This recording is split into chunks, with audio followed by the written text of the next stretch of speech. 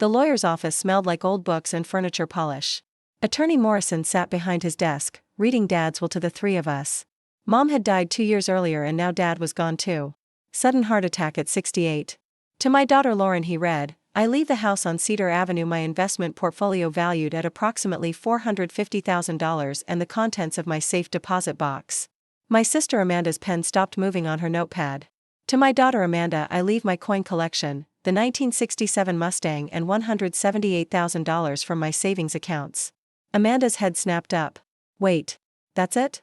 Morrison continued as if she hadn't spoken. The house is to be transferred immediately upon probate completion. All accounts and assets to be distributed within 90 days of hold on. Amanda stood. Lauren gets the house and $450,000. I get coins and an old car. Your father's estate planning was very deliberate, Morrison said carefully. He consulted with me multiple times over the past year to ensure. This is bullshit. Amanda's voice cut through the office. Lauren, you can't accept this. It's not fair. I looked at my sister, same dark hair as mine, same green eyes we'd inherited from Mom, but her face was flushed with anger. Dad made his choices, Amanda. Choices you influenced. She grabbed her purse.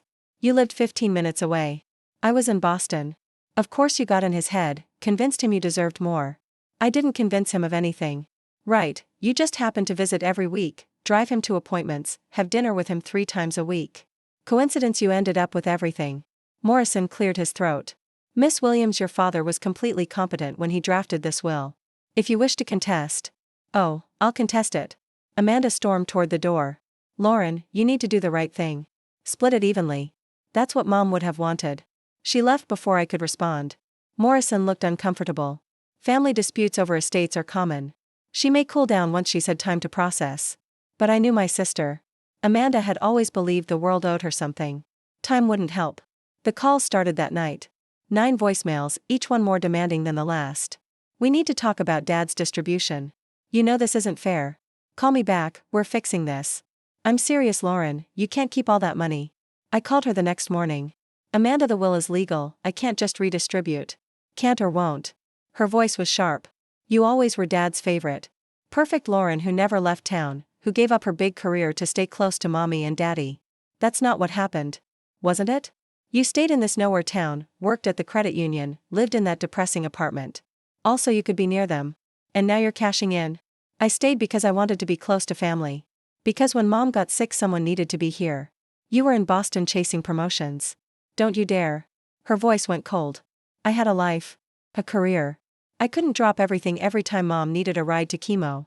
The line went quiet. We'd never talked about this. The 3 years of Mom's cancer, the way Amanda visited once a month while I drove Mom to appointments twice a week. I'm not redistributing the inheritance.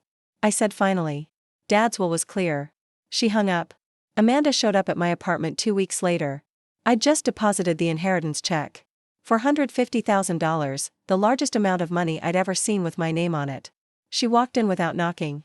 Using the spare key I'd forgotten she had. Did you deposit it? She demanded. Amanda, you can't just did, you deposit. Deposit it, yes. The estate settled yesterday. Morrison said everything was processed. Everything, she laughed bitterly. Right. You're everything. Meanwhile I get Dad's dusty coin collection and a car I'll have to sell just to get any real money out of this. The Mustang is worth at least $40,000. Which means I got $218,000. Total while you got $460,000. Plus a house worth another $350,000. She was shouting now. You got $750,000, Lauren. I got barely a quarter. Plus you got the coin collection. Dad's been collecting since. I don't want his fucking coins. Amanda slammed her hand on my kitchen counter. I want what I'm entitled to. Half of everything. You're entitled to what Dad left you. That's how wills work. He was dying. He wasn't thinking straight. He had a heart attack, Amanda. He was perfectly healthy until the moment he collapsed. There was no diminished capacity, no confusion. He knew exactly what he was doing. She stared at me, jaw clenched. You're really going to keep it all? It's not about keeping it all. It's about respecting Dad's wishes. Dad's wishes. She grabbed her purse. Fine, but this isn't over, Lauren. I'm contesting the will. I'll see you in court. Attorney Morrison called 3 days later. Amanda filed a contest. She's claiming undue influence, that you manipulated your father while he was vulnerable after your mother's death. My stomach dropped. Can she win? Unlikely. Your father's will was professionally drafted. He was examined by a physician who confirmed competency, and there's a clear pattern of him rewarding the child who was present and involved in his care. Courts generally uphold wills unless there's evidence of coercion or fraud. So what happens now? Probate court will review everything. Given the estate size and the contest, it'll go before a judicial panel. 8 probate judges who review complex cases. They'll examine your father's mental state, the will's provisions, any evidence of undue influence. How long does that take? 4 to 7 months. In the meantime, the estate remains frozen. You can't access the house or the funds until the panel rules. I hung up feeling sick. Amanda was going to drag this out. Make it ugly, contest every detail. The security camera installer arrived the next afternoon. I'd scheduled it after Amanda's intrusion. I wanted a record of who came and went from my apartment. Where do you want cameras? The technician asked. Front door, back door, and the hallway by the stairs. My apartment was on the second floor of an old converted house. The stairs were steep, 12 steps with a landing halfway up. The hallway camera will cover the stairs too, he said. Good angle from up here. I didn't think much of it then. Amanda came back a week later. I heard her on the stairs before I saw her. Heavy footsteps, faster than normal. I opened my apartment door, and she pushed past me into the hallway. We're settling this today, she said. Right now. Amanda, there's nothing to settle. The probate panel will fuck the probate panel. She wheeled on me. We stood at the top of the stairs. The landing 6 steps below us. The hardwood floor of the entry another 6 steps past that. You're writing me a check. $150,000. That makes it even. I can't do that. The funds are frozen during probate. You deposited the check. The money's in your account. Morrison said not to touch it until I don't care what Morrison said. Her voice echoed in the narrow hallway. You're going to your computer right now. You're transferring $140,000 to my account. And we're done. No. Her expression changed. Something cold slid behind her eyes. No. The probate judges will decide what's fair. If they rule in your favor, you'll get more. If they uphold the will, you get what Dad left you. But I'm not redistributing anything on my own. You self-righteous bitch. She stepped closer. You think you're so much better than me. You stayed, you sacrificed. You were the perfect daughter. And now you get the reward. It wasn't about a reward. Then give me half. She was screaming now. If it wasn't about the money. If you're such a good person. Give me what I deserve. You got what Dad thought you deserved, Amanda. Wrong thing to say. Her face contorted. What he thought. She laughed. High and sharp. You mean what you convinced him I deserved. You poisoned him against me. Made him think I didn't care. That I abandoned them. You did abandon them. You visited Mom 7 times during her entire treatment. 7 times in 3 years. I had a career, and I had a family. My voice was quiet now. I chose them. You chose Buston. Dad's will reflected those choices. That money belongs to me. She shoved me, both hands on my shoulders full force. I stumbled backward, my heel catching the edge of the top step. My arms windmilled, reaching for something, anything. My hand found the railing. I gripped it hard, fingers wrapping around painted wood. My body swung out over the stairs, one foot on the landing, the other kicking empty air. For a second I hung there, suspended between standing and falling. Amanda stared at me. Then her expression hardened. She grabbed my shoulder and pushed again. Let go. Her hands were on me, trying to break my grip on the railing. My fingers started to slip, the wood sliding through my sweating palm. Below me 12 steps of wooden stairs dropped to the hardwood entry floor. If I fell from here, I'd hit my head, break my neck, die. Amanda knew it too. I saw it in her eyes. The calculation, the decision. She pushed harder. My grip broke.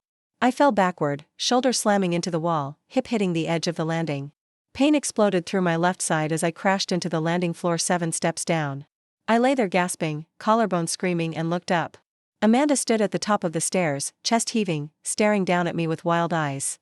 We both understood what had just happened. She tried to kill me, tried to push me down the stairs, break my neck on the hardwood below. Also she could what inherit everything if I died. Amanda, she turned and ran. I heard her footsteps pounding down the remaining stairs, the front door slamming. Her car engine starting in the driveway. I pulled myself up using the railing, cradling my left shoulder. Every breath hurt. My vision swam. Then I remembered the security camera, the hallway camera pointing directly at the top of the stairs. It had captured everything. Urgent care confirmed the fracture. Broken clavicle, the doctor said, studying my x-rays. You took a significant fall. How did this happen? I hesitated. I fell down my stairs. She looked at me over her glasses. Pushed or fell? The question hung between us. My sister pushed me. I said. Twice. She tried to make me fall all the way down. The doctor's expression hardened. That's assault. We're required to file a police report. I know, I said quietly. I want to. Detective Harrison arrived at my apartment the next morning. I showed him the security footage on my laptop. The hallway camera had captured everything in clear detail. Amanda and me arguing at the top of the stairs. Her screaming audio included. That money belongs to me. Her first push. Me grabbing the railing. Her pushing again. Both hands on my shoulder trying to dislodge my grip. Me falling to the landing. Her standing there staring down, then running. Harrison watched it 3 times without speaking. This is attempted aggravated assault, he said finally. She pushed you once, you saved yourself, and she deliberately pushed again. That's clear intent to cause serious harm. Those stairs could have killed you. What happens now? I'm getting an arrest warrant.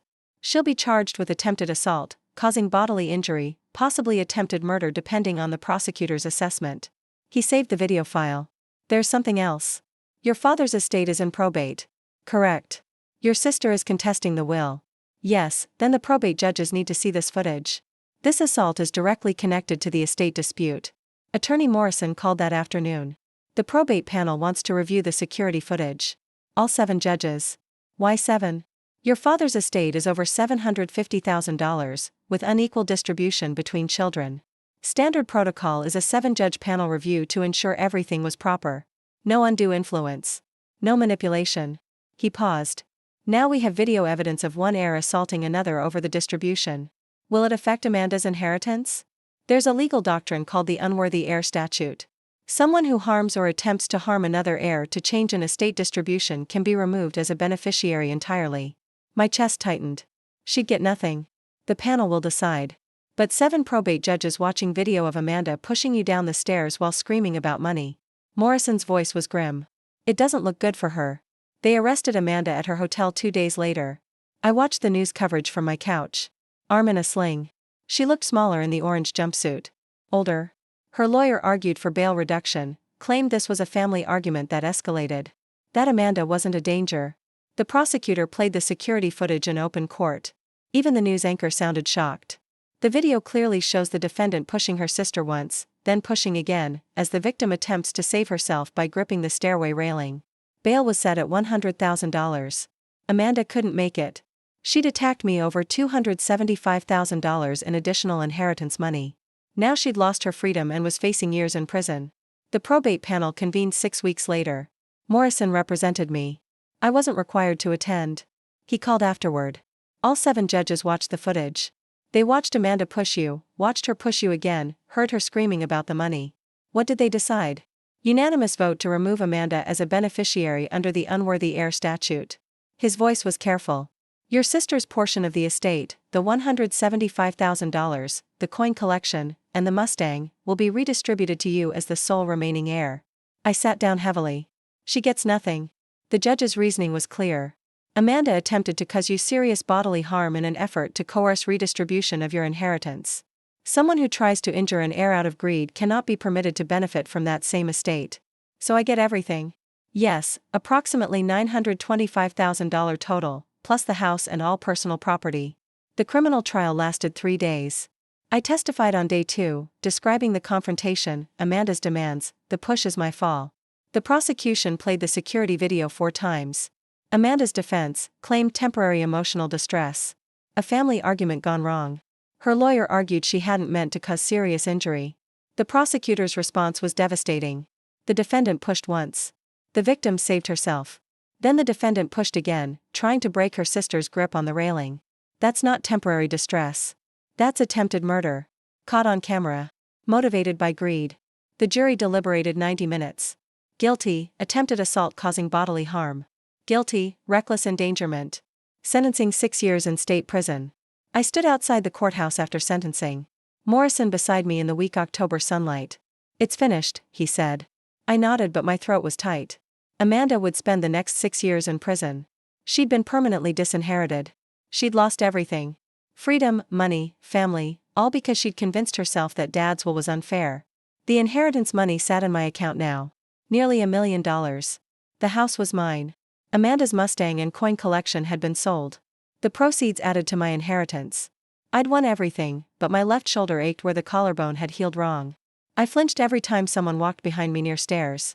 And I'd lost my sister, not to death, but to greed and rage and violence. 7 probate judges had watched Amanda try to injure me over money. They'd responded by taking everything she'd wanted and giving it to me instead. Dad had known. Somehow, he'd known exactly who Amanda was. What she'd become. The unequal distribution wasn't arbitrary. It was deliberate. He'd been trying to teach her something. Or maybe he'd been protecting me from her. Either way, he'd been right. I drove home to the house on Cedar Avenue. My house now, legally and completely. Inside, Dad's furniture still filled the rooms. His books lined the shelves. His coffee mug sat in the kitchen cabinet. Everything was mine. And I'd never felt more alone. Do subscribe *.